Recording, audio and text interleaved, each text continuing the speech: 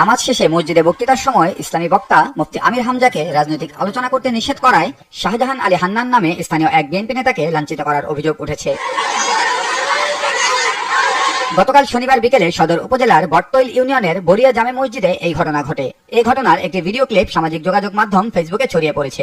Shahjahan Ali Hannan Battail union বিএনপির সভাপতি, এছাড়া বরিয়া জামে মসজিদের সভাপতিও তিনি।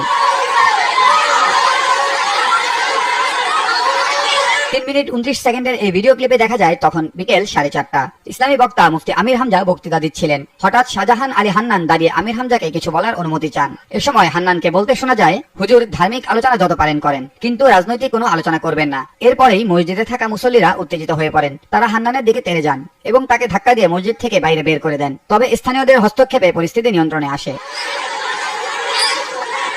আহত বিএনপি নেতা শাহজাহান আলী হান্নানের দাবি, নামাজ শেষে আমির হামজাকে রাজনৈতিক আলোচনা করতে না করায় লোকজন আমার দিকে তেড়ে আসেন। তবে এই ঘটনায় মুফতি আমির হামজা দুঃখ প্রকাশ করেছেন বলেও জানান হান্নান।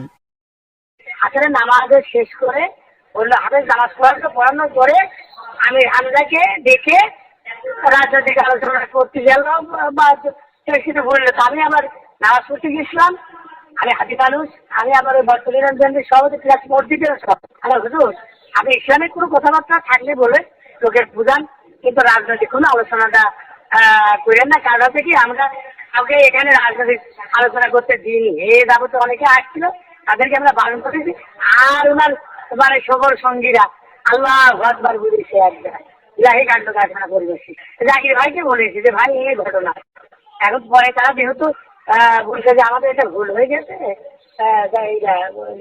আমি আমরাই বললে যে ভাই এটা আমরা ভুল হয়ে গেছে, এখন আর দৃষ্টি দেখবেন।